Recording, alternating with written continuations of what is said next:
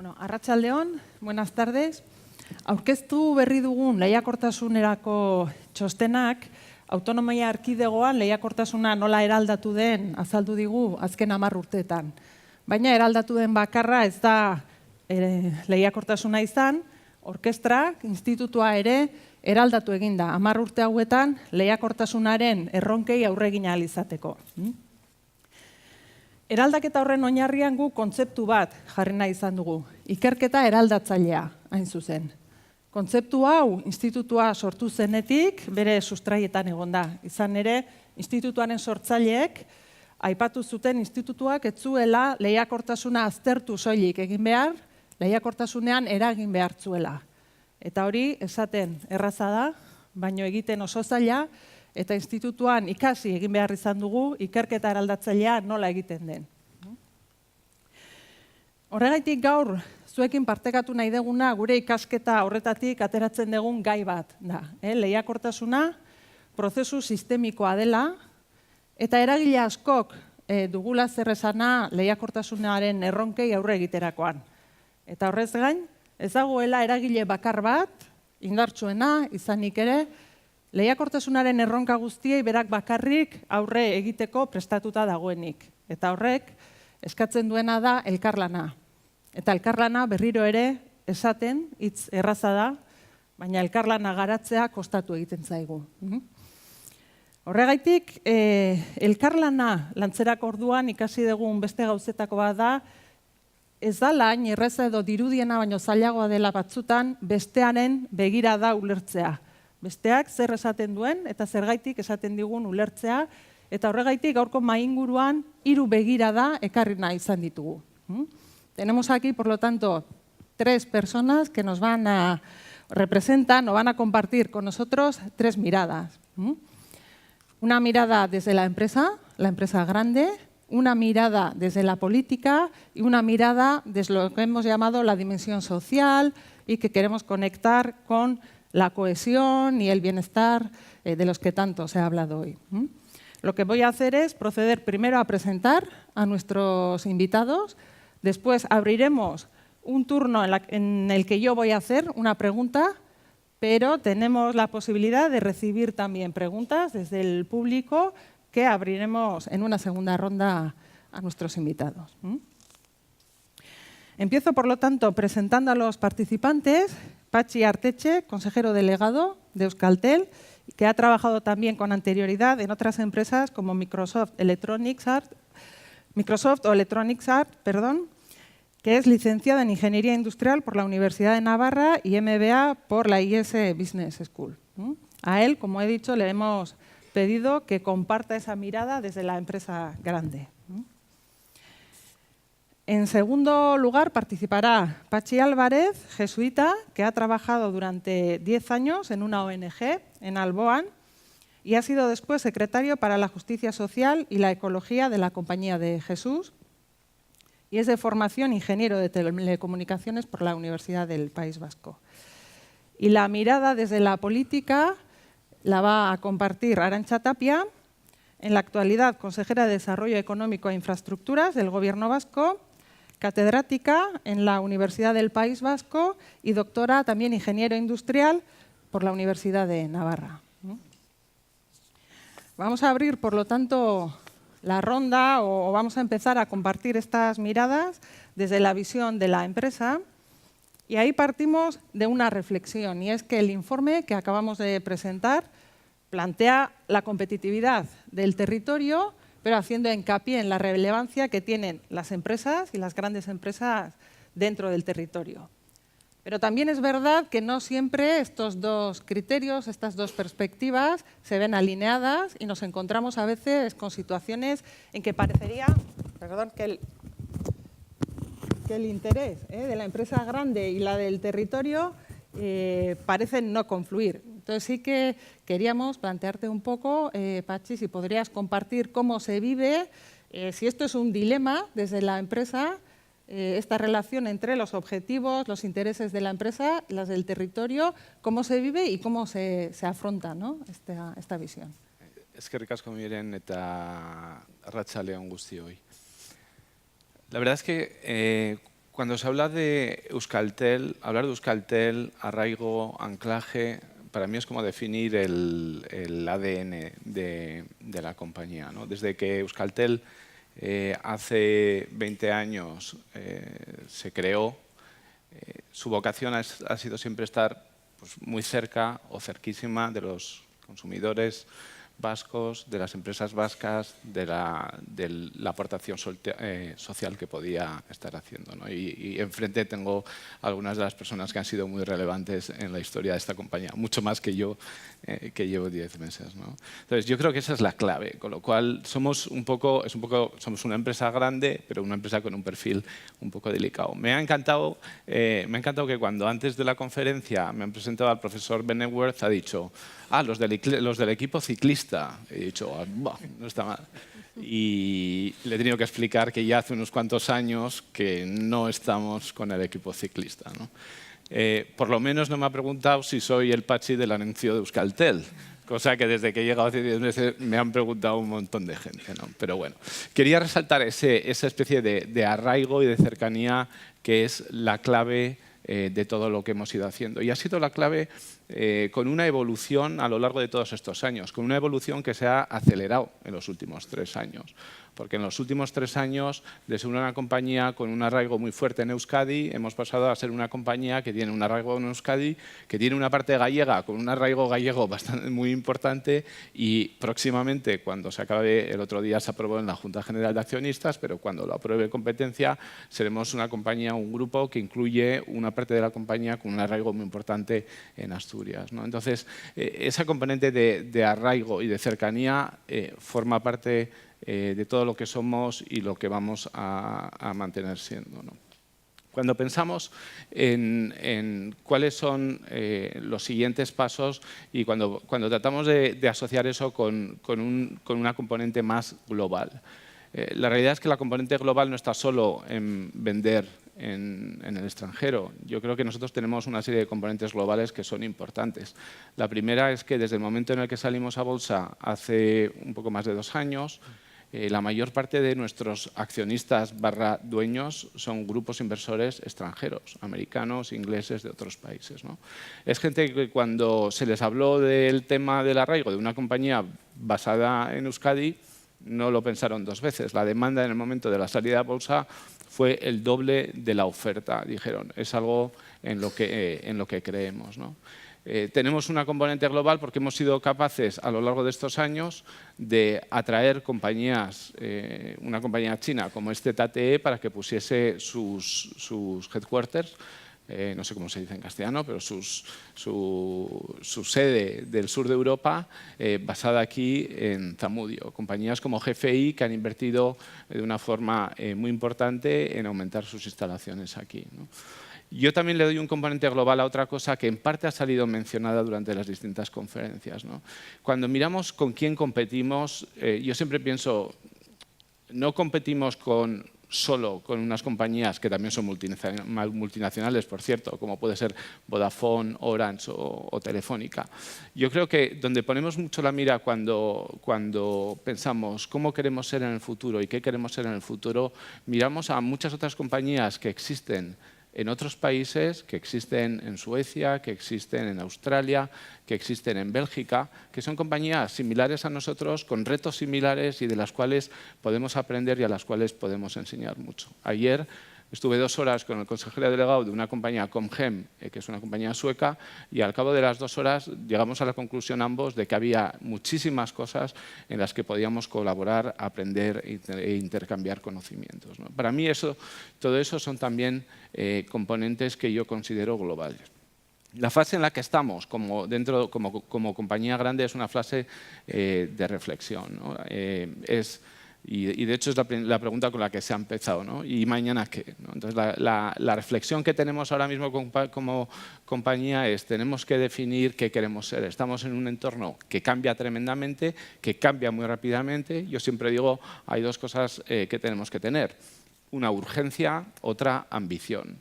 Y esa ambición tiene que ir más allá de lo que es hoy el negocio del Grupo Euskaltel, ¿no?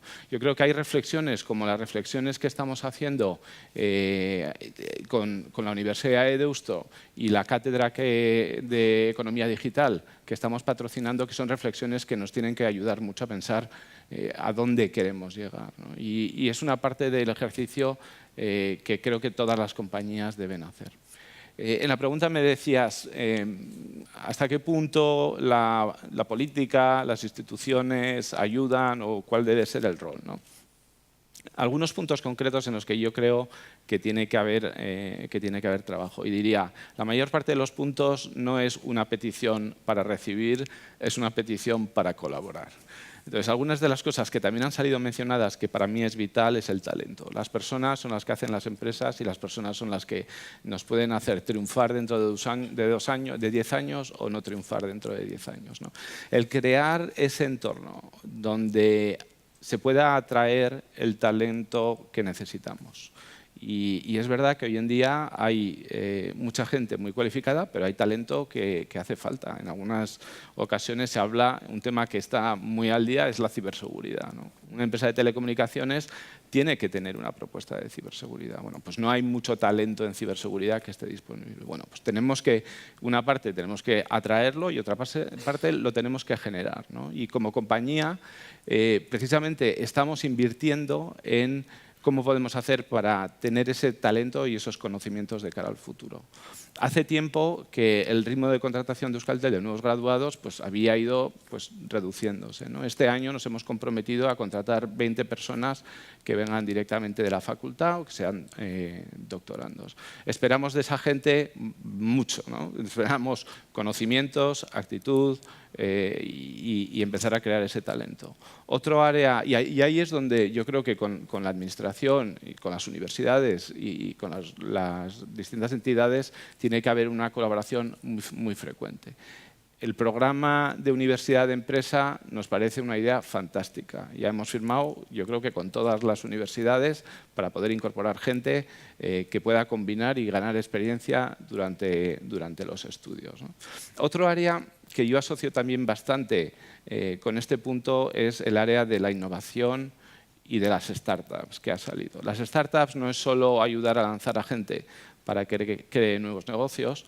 Las startups son en muchos casos una fuente incomparable de conocimiento, de aprendizaje y de nuevas ideas. Con lo cual tenemos por una parte proyectos, de hecho en algunos de los cuales estamos colaborando con la consejera a través de BIN 4.0, pero lanzamos desde Euskaltel y desde R proyecto Startups Euskaltel, Startup R, para tratar de ayudar a las compañías que quieren crearse a salir adelante con unas comunicaciones y unos servicios de IT avanzados, ¿no? Son áreas en las que estamos trabajando, pero también tenemos un observatorio de startups, porque a lo largo del mundo existen muchas startups con unas ideas geniales, y no digo que haya que copiarlas tal cual, pero en unos casos son inspiradoras.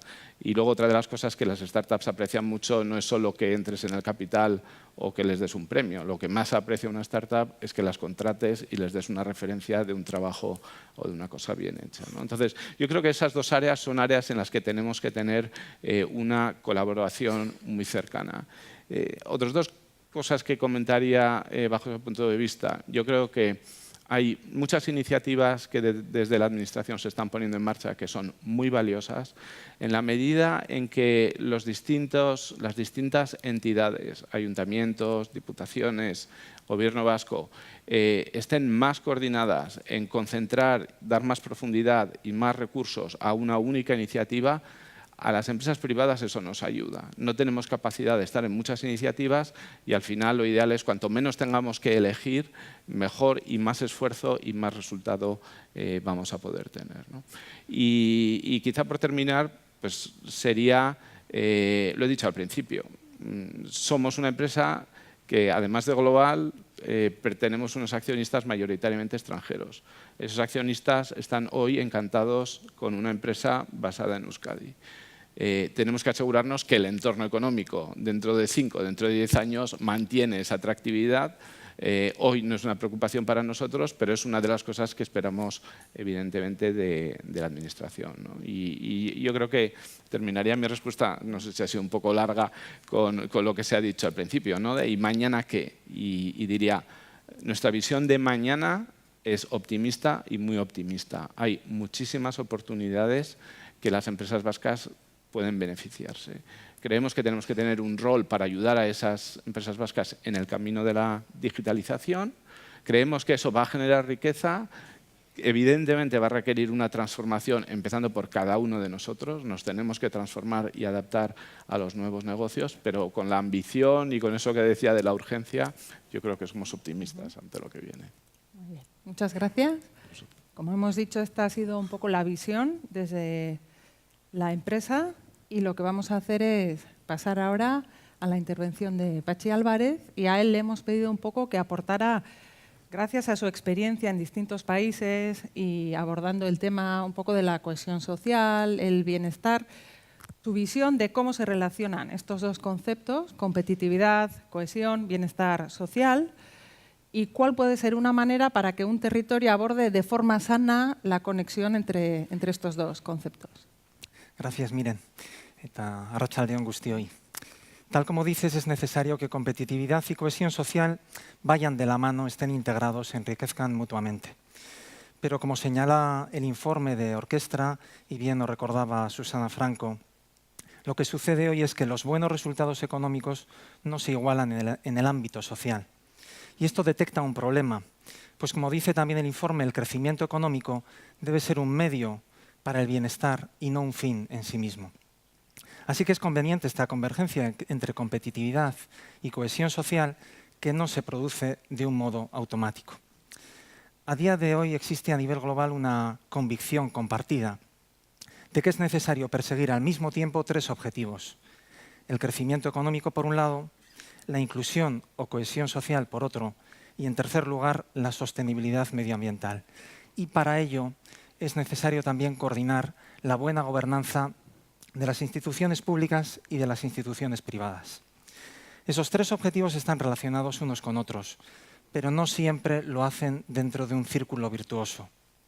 El crecimiento económico, que va ligado a la competitividad de la que hablamos, produce en general empleo, salarios decentes, bienes productivos, mayor capacidad de financiación, ingresos fiscales.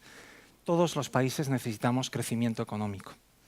Pero, sin embargo, sabemos a día de hoy que desde la crisis de los años 70, es decir, ha pasado un largo tiempo, ese crecimiento ha beneficiado de manera fundamental a los capitales y a los trabajadores más cualificados, mientras ha perjudicado comparativamente a los trabajadores generalistas y a los sectores más pobres.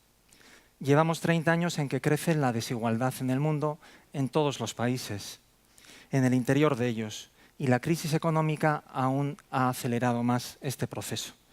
Nosotros no somos una excepción, también sucede en Euskadi. Lo peor es que la desigualdad no solo erosiona la confianza social y el apoyo ciudadano a las instituciones, como hemos tenido ocasión de ver en las elecciones de los países europeos, sino que frustra la innovación y acaba socavando la propia economía. La inclusión o cohesión social supone que, por un lado, no existen bolsas de pobreza y, por otro, contamos con una igualdad sustancial de base en el acceso a bienes y servicios. Son las instituciones públicas las que tienen el deber de contrarrestar los desequilibrios sociales, de manera que no existan grupos de personas excluidas y sin coberturas sociales. Por eso una política pública con una renta que garantice un mínimo ingreso, una RGI, es esencial. En realidad, el ideal es que no fuera necesaria. Lo deseable es que la generación de empleo de calidad sea el primer instrumento de cohesión social, porque además se precisa una política fiscal que redistribuya los ingresos, persiga la evasión fiscal e impida la elusión. Por otra parte, las empresas no pueden sustraerse a esta responsabilidad. Es también suya porque ningún ente es meramente económico, sino ciudadano, es un agente social.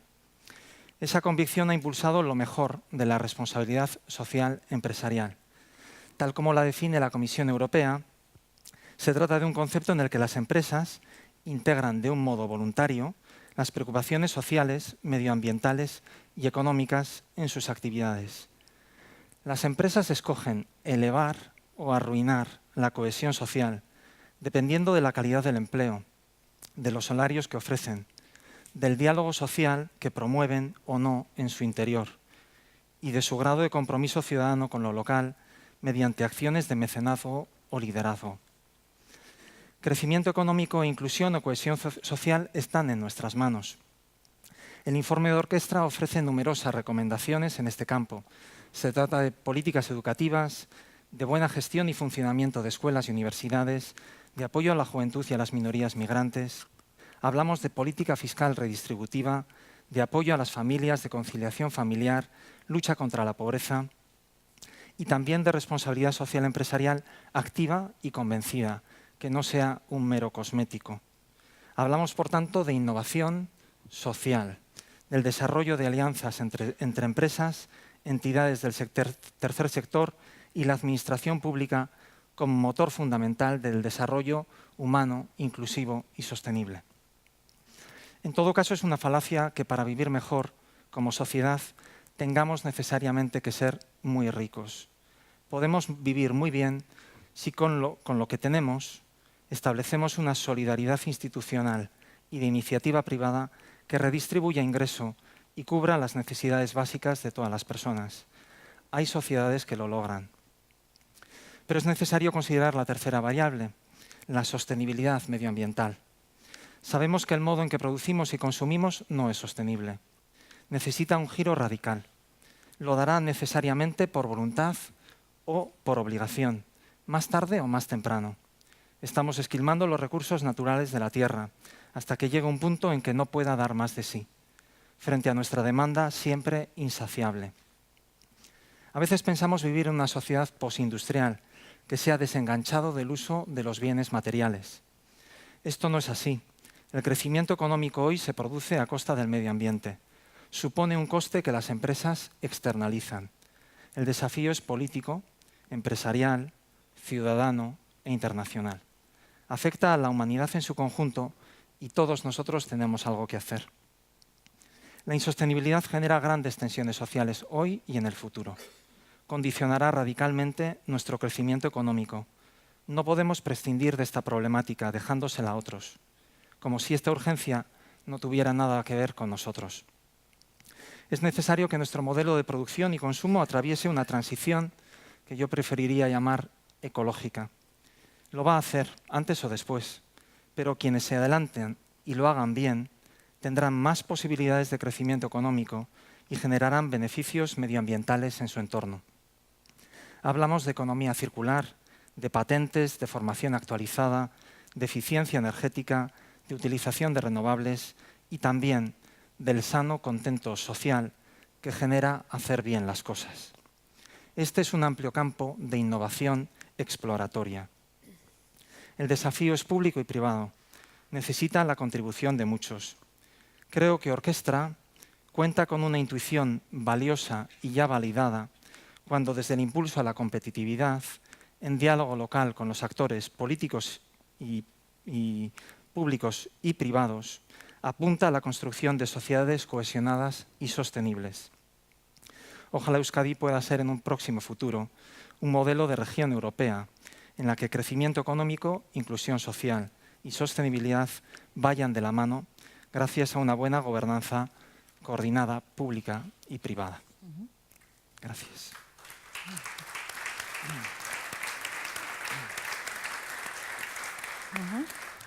Muchas gracias, Patxi. Y continuamos completando estas miradas sobre la competitividad con la mirada desde la política. Y antes en la presentación, Mikel nos hablaba de gobernanza, de la complejidad de nuestro sistema institucional. Y vemos que parte de esa complejidad viene de que, como antes decíamos, nadie por sí solo puede solucionar los problemas, los retos de la competitividad a que nos enfrentamos, y eso requiere en la política, entre otras cosas, también la colaboración entre distintos niveles de gobierno o incluso dentro del gobierno la colaboración entre distintas áreas, departamentos, como se planteaba ahora, ¿no? ¿Cuáles son los retos que tenemos y los mecanismos que tendríamos para ir abordando estos retos? Bueno, arratsaldeon guztioi eta eskerrik asko. Bueno, lo cierto es que yo sí quería empezar comentando un poco cuál es el nivel de política que ponemos en funcionamiento, hablando de competitividad y sostenibilidad del sistema, haciendo que Euskadi sea un territorio equilibrado. Me vas a perdonar, no me he reconocido en todo lo que has dicho y probablemente algún lehendakari que hay por ahí tampoco se ha reconocido a Euskadi, porque si por algo hemos intentado caracterizarnos es por llevar un desarrollo económico, un desarrollo humano sostenible, que lo hemos conseguido hasta un nivel, es posible, pero creo que ha sido lo que nos ha guiado, lehendakari, tú dirás, previamente, no en esta legislatura y en la anterior, sino a lo largo de muchos años. Creo que fuimos pioneros en los años 80 en establecer precisamente esa renta de garantía de ingresos, esa forma de inclusión social. Y desde luego en esta legislatura, si hay algo que nos guía, es la forma de trabajar de lo que se llama la Europa 2020, donde hay un desarrollo humano, un desarrollo sostenible y un desarrollo denominado inteligente. Y si lo miramos como Naciones Unidas 2020, pues las 5 Ps, ¿no? La participación, la paz, la prosperidad, bueno, todo eso que tenemos que hacer las personas y, por supuesto, mirando por el planeta. Es decir, si miramos todo eso y analizamos esas 5 Ps, un desarrollo humano sostenible es lo que nos guía, evidentemente con 10 ejes de actuación atendiendo a esas 5 Ps y con diferentes tipos de estrategia en cada una de ellas. Esa es la forma en la que en este momento trabaja el Gobierno, donde y también me vais a permitir, hoy estoy un poco discrepadora, que discrepe un poco en otro aspecto. Tampoco creo en que el desarrollo económico y la competitividad esté al servicio del desarrollo sostenible y al desarrollo social. Yo creo que son dos caras de la misma moneda. No hay desarrollo económico, competitividad empresarial sin desarrollo social, sin equidad social, y no hay equidad social si no hay desarrollo económico. Creo que las dos se realimentan y las dos están al mismo nivel, porque si no creo que nos estaríamos equivocando, dando primacía a la parte económica frente a la parte social o dando primacía a la parte social frente a la parte económica. Es que las dos nos tenemos que realimentar. En ese sentido, evidentemente, y no huyo de la pregunta que me hacías, ¿cómo trabajamos en esa gobernanza multinivel de la que estabais hablando? Evidentemente no es fácil, no es fácil. En Euskadi, yo creo que además Miquel cuando estaba hablando ponía 5 niveles y 4 niveles, nos olvidábamos del quinto, municipal. Tenemos unas ciudades también importantes con las que hay que trabajar. ¿Cómo lo tenemos que hacer? Pues evidentemente no son fáciles todos esos mecanismos que tenemos que poner, pero si yo me centro en la parte que me toca representar y en la parte de desarrollo más económico, en la parte más científico-tecnológica, y esta misma mañana estábamos, como ha dicho el lehendakari previamente, en el Consejo Vasco de Ciencia, Tecnología e Innovación, precisamente ahí tratamos de llevar algunos de esa coordinación que tenemos que llevar entre pues los agentes más importantes, sean universidades, sean empresas, centros tecnológicos y evidentemente como administraciones, tanto gobierno como las diputaciones forales, manteniendo una política común, cada uno desde los ámbitos en los que puede actuar y tiene que actuar. Sin olvidarnos de que Euskadi también ha tenido otro eje importante, que es el de la participación público-privada y en esa colaboración muy estrecha que también nos estabas demandando, Pachi. Yo creo que ahí tenemos que continuar trabajando y no se nos tiene que olvidar. Si hablamos de emprendimiento, que también se estaba comentando cómo atendemos a ese emprendimiento, a esas nuevas spin-offs, pues evidentemente también ahí tratamos de tener unos mecanismos de trabajo tanto desde la parte pública, con un plan interinstitucional de emprendimiento, diputaciones forales, gobierno vasco, pero también con todos esos agentes que trabajan en emprendimiento, que son tanto privados como públicos y que tratamos de ayudar a los emprendedores. A veces les hacemos la vida más difícil, ya lo entiendo, porque somos tantos que no somos capaces de ofrecerles una guía muy sencilla y que tenemos que hacer ese esfuerzo. Sí es cierto, pero creo que ahí estamos tratando de hacerlo y evidentemente tenemos que continuar ahondando en esos esfuerzos, ¿no? Sí es cierto también que interinstitucionalmente tenemos mucho recorrido por hacer, pero precisamente en Euskadi, diría que tenemos una parte buena, con todas nuestras dificultades, pero es que somos pequeños y que somos muy cercanos, que tenemos mucha facilidad de acercamiento, de aproximación a una empresa grande o a una pyme o a una muy pequeña, que a veces nos ve lejanos, y creo que ahí también está el reto, ¿no? Quizá es más fácil para Euskaltel, que lo tengo aquí al lado, acercarse al gobierno que para una pyme de 10, 15 trabajadores que dice, para cuando llego al gobierno, ¿quién me va a atender? ¿No? Yo creo que ahí puede estar el reto de que realmente funcionemos de forma adecuada. Y permitidme que introduzca un aspecto más. Nuestras empresas salen fuera, estáis fuera. La competitividad también pasa por innovación, sí, pero también por internacionalización. ¿Cómo podemos, entre todas las instituciones, hacer que esto funcione y funcione de una forma adecuada? Ahí también hemos tratado de dar una parte de la solución a través del Consorcio Vasco de Internacionalización. Yo creo que se están estableciendo mecanismos que no son los únicos, probablemente, pero que tenemos que continuar trabajando. Y recordaros que en esta legislatura, y a mí me toca hablar como gobierno, desde luego, algo que nos guía es, como leitmotiv, conseguir más y mejor empleo. Es decir, más empleo y de mejor calidad, porque somos conscientes que a lo largo de la crisis hemos perdido muchas cosas y hemos perdido mucho empleo, es verdad. Se está empezando a recuperar y macroeconómicamente tenemos unos datos que son reales, y sí es cierto que todavía a la micro hay en muchos lugares en los que nos está llegando, y el empleo es uno de los ámbitos a los que hay que atajar, desde luego. Y ese es uno de los ámbitos que tenemos que continuar trabajando, pero los públicos solo no lo podemos hacer. Eso pasa porque públicos y privados, de nuevo, trabajemos de forma conjunta, facilitemos el acceso de nuestros jóvenes a un nuevo empleo, pero tampoco nos olvidemos de los que ya están trabajando y necesitan una nueva formación para adaptarse a esa nueva realidad que está llegando. Yo creo que ahí tenemos muchos retos de colaboración, no solo en la gobernanza multinivel, sino entre públicos y privados. Ahí yo creo que muchos lugares donde tenemos que tejer una red, más que buscar organismos, que ya los tenemos, tejer esa red que nos permita trabajar. Eskerrik asko, Arantxa.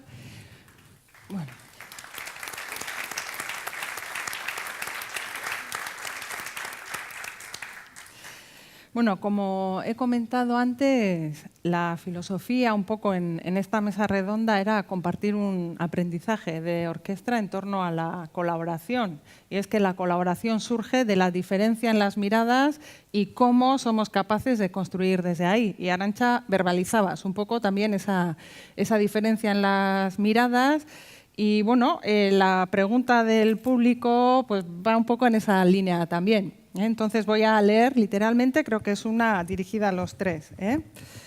Estimados miembros de la mesa redonda, aun conociendo que la economía y la sociedad vasca cuenta con importantes fortalezas, ¿no creen que la conversación pública vasca, entiendo que estaba escrito antes de vuestras contribuciones, se refiere más en general, a la conversación pública vasca, adolece de cierto grado de autocrítica, sobre todo teniendo en cuenta la importancia de no caer en la autocomplacencia para asegurar nuestra competitividad y bienestar? Muchas gracias, eskerrik asko. Abremos otra vez una ronda, no sé quién quiere empezar, entiendo que la pregunta va dirigida a los tres. Yo puedo hablar desde el punto de vista de nuestra empresa, es decir, yo creo que hoy una empresa que no tenga capacidad de autocrítica tiene un futuro muy incierto. Y yo creo que una de las claves, y yo la trato de aplicarla como consejero delegado, es escuchar bien lo que nos dicen algunos depende del ámbito en el que estés, pues inversores, o analistas, o en nuestro caso, por poner un ejemplo, y alguna cosa que he citado en algunas presentaciones de resultados, nos dicen, mira, vosotros sois líderes en Euskadi, sois líderes en Galicia, sois líderes en Asturias. Entran dos nuevos competidores. Dice, ¿cómo vais a hacer? Entonces, no digo, esto está chupado. Evidentemente, tenemos un reto, y el reto que tenemos como compañía es que cuando hay principalmente dos compañías que tienen la mayor parte del mercado en esta región y entran dos más, lo lógico es que coman un pedacito de la tarta. ¿Qué hacemos para afrontar este reto? Pues hay que cambiar la forma de pensar de los equipos, hay que innovar muchísimo más, hay que lanzar nuevos productos, hay que mirar más allá de lo que se ha hecho en el pasado, por eso hablaba de las experiencias que existen en otros países y yo creo que que cuando uno es sincero y con los inversores dice, mira, sinceramente, claro que estamos preocupados por este tema, pero estas son las cosas que estamos haciendo. Yo creo que el que no tenga una actitud de autocrítica tiene un serio problema desde el punto de vista de la empresa, ¿no? Y supongo que se aplicará a otros entornos. No sé si queréis añadir algo. Bueno, yo creo que la autocrítica es necesaria para mejorar, si no estaríamos perfectamente ubicados en el asiento y no nos moveríamos, ¿no? Siempre compararse con otros, analizar, bueno, pues yo creo que hoy estamos hablando de un informe que probablemente, bueno, pues analiza aspectos positivos, pero también nos da pautas de mejora. Yo creo que este tipo de actuaciones son las que nos tienen que llevar a mejorar, pero también siendo conscientes de que hay algunas cosas que se están haciendo bien. Desde todos los puntos de vista. Entonces, analizar desde una base de, bueno, qué cosas hacemos bien y dónde están nuestros ámbitos de mejora. Es decir, este espíritu autocrítico que nos lleva a los vascos a decir que somos los peores en muchas ocasiones, pues también nos puede destruir en algunos momentos porque hace que nos sintamos los peores del mundo, ¿no? Yo creo que hay ámbitos de mejora seguro, hoy los estamos viendo, yo creo que somos conscientes porque en la comparación siempre salen aspectos positivos y aspectos de mejoras y ahí tenemos que ir caminando, ¿no? Pero que eso no nos haga obviar que, bueno, pues que hay aspectos positivos, que tenemos empresas fantásticas, que tenemos universidades fantásticas, con mejoras que hacer, seguro.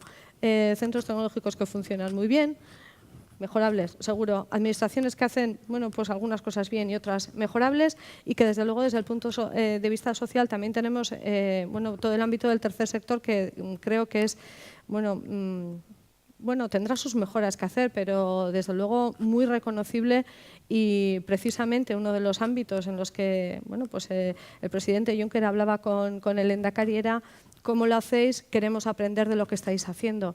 Que no será al 100% bueno, pero seguro que hay aspectos que también podemos sacar un poco de pecho, decir, bueno, pues mira, esto lo hacemos bien. Yo creo que ahí también tenemos que trabajar entre una moderación entre cosas buenas y aspectos a mejorar, evidentemente. Vale. Soy Pachi, si quieres. Un poco por alusiones también al comentario de Arantxa. Realmente en modo alguno he pretendido hacer un diagnóstico del País Vasco, sino que lo que me pedían en la pregunta era una reflexión más internacional, global, y eso es lo que he pretendido en torno a la línea de desarrollo sostenible, los objetivos de desarrollo sostenible que fueron aprobados hace 2 años en Nueva York. Creo sinceramente que el País Vasco ha dado enormes pasos durante los últimos 30 años. La crisis de los 80 fue horrible y ciertamente esta sociedad se ha renovado de tantos modos. De hecho, mi alusión a la renta de garantía de ingresos era precisamente una alusión en positivo. Me parece que ha estado muy criticada y me parece que es una manera de respaldarlo. Y al mismo tiempo, lo que vemos a nivel internacional es que esos 3 objetivos son muy difíciles de conseguir simultáneamente. Nos resulta muy complicado trabajar por la sostenibilidad, por la cohesión social y por el crecimiento económico a la vez. Por el contrario, aparentemente, cuando uno trabaja por uno, parece que se retrae del otro. Hace pocos días escuchábamos a Trump retraerse del Acuerdo de París y no hablaba precisamente de la negación del cambio climático, sino que decía necesitamos crecimiento económico. Luego de esto nos tenemos que desentender. Es decir, que son 3 objetivos que aparentemente, necesarios los 3 a la vez, pero aparentemente nos cuesta mucho integrarlos y trabajar por los 3 a la vez. Yo creo que nosotros hemos hecho un gran camino y al mismo tiempo tenemos también muchos retos y creo que estamos en un buen momento para esa colaboración interinstitucional. Yo incluiría también al tercer sector. Me parece que el tercer sector tiene muchas intuiciones, tiene una presencia en los medios sociales y una manera de ver la realidad diferente que me parece que puede ser también profundamente enriquecedora. Creo que hay mucho camino recorrido, pero mucho camino también por recorrer. Bienvenido sea. Y así son los retos. Muchas gracias. Lo que vamos a hacer es, me dicen que tenemos 5 minutos, entonces sí os voy a plantear 2 preguntas que han llegado que se vinculan con 2 temas que han salido en el informe y yo creo que cada uno puede abordar un poco el tema en que más cómodo se sienta o en que del que prefiera hablar. El primero es cuál es el motivo para la revisión del modelo de bienestar y hacia dónde debe transitar este modelo, y el otro tiene que ver un poco con cómo se vinculan vuestras organizaciones con la universidad y el rol de la universidad, que es otro elemento que ha salido, ¿no?, en la sesión de hoy. Entonces, con eso abriríamos, ¿no? O hacia dónde debe transitar este nuevo modelo de bienestar o el rol de la universidad y la relación de vuestras organizaciones con la misma, y con esto cerraríamos. No sé Yo me quedo con la segunda. Muy bien. En cuanto al rol de la universidad y la relación de empresa-universidad, creo que es algo clave y vital. Creo que el incorporar y la realidad es que somos un grupo que, debido a que pues, la gente está a gusto, hay muy poca rotación de personas, somos una compañía que ha ido prácticamente envejeciendo 1 año cada año. Es decir, que nos encontramos en una situación en la que decimos cómo hacemos para incorporar nueva savia a la compañía, ¿no? Y es uno de los retos importantes. Por eso decía antes, el traer 20 graduados este año es un paso importante para la compañía, pero no solo, yo creo que esa relación no consiste solo en traer y contratar nuevos empleados, que es muy importante, y ayudar a fomentar las carreras. Son temas como el permitir a estudiantes que trabajen con la universidad, colaboraciones como las que tenemos con Orquestra y la Universidad de Deusto. Yo creo que son colaboraciones muy importantes que nos ayudan como compañía y, en cierto modo, ayuda a la universidad. Estamos animando cada vez más a nuestros profesionales, porque tenemos profesionales con una experiencia muy amplia, a que participen más en asesorar. No es estrictamente la universidad, pero dentro de los planes de nuevos negocios, startups, innovación, tenemos gente que puede mentorizar y aportar un conocimiento a esos jóvenes que quieren salir adelante, que es muy valioso, y tenemos planes puestos en marcha para sacar todas estas iniciativas adelante. Es decir, que yo creo que es vital, que dependiendo de la compañía, pues a veces pasa por ciclos, y creo que para sacar adelante el futuro, si no se refuerza eso, pues como país tendremos un problema. Muy bien, muchas gracias. Vamos igual por turnos, Arantxa, y cerramos. Yo me debo quedar con el primero, entiendo. Con el modelo de bienestar. Bueno, voy a tratar de responder lo que yo entiendo. No sé exactamente a qué se estaba haciendo referencia a la pregunta, porque se puede tomar por muchos ámbitos. Bueno, yo creo que está claro que en el país todas las administraciones el reto del bienestar lo tenemos bastante claro, viéndolo desde la parte de salud, educación, bueno, pues los servicios de atención, los servicios sociales creo que están bastante asentados, mejorables y con un proceso de puesta en marcha de una serie de mejoras, sobre todo en la parte de la RGI, que tan denostada ha sido durante un tiempo, cuando desde luego ha cubierto muchísimas necesidades en esta época tan dura. Pero yo creo que al reto que tenemos que hacer frente en este momento, desde ese punto de vista, es al reto migratorio. Yo creo que es un ámbito en el que, bueno, toda esa inmigración que está llegando a Europa, a la que tenemos que hacer frente también desde Euskadi, cómo integramos a esas personas, cómo las ponemos en el sistema, cómo hacemos que se sientan parte del sistema y cómo, bueno, las tratamos de valorar y de incorporar a todo, no solamente a la parte social, sino también a la parte económica y a la parte de desarrollo. Yo creo que ahí tenemos un reto de mejora, y desde el punto de vista ambiental, que también creo que está referido al bienestar, hace mucho tiempo ya, cuando Al Gore estaba trabajando en todo el ámbito planetario hace ya bastantes años, hablaba de un tema que creo que es de plena actualidad en estos momentos, y es en cuanto observemos que nuestras empresas, por mejorar en sus emisiones de CO2, por incorporar energías renovables, por ser más eficientes energéticamente, pueden tener más negocio, se puede conseguir ganar dinero. Creo que es la forma en la que podemos tener desarrollo económico y desarrollo sostenible al mismo tiempo. Y yo creo que ahí tenemos una forma de hacer que bueno, hemos emprendido un camino muy pequeño. En el 100 estaremos en el 10, pero creo que por ahí también se pueden hacer diferentes cosas desde el punto de vista del bienestar y de los ámbitos a los que tenemos que referirnos. Muy bien, eskerrik asko, Arantxa.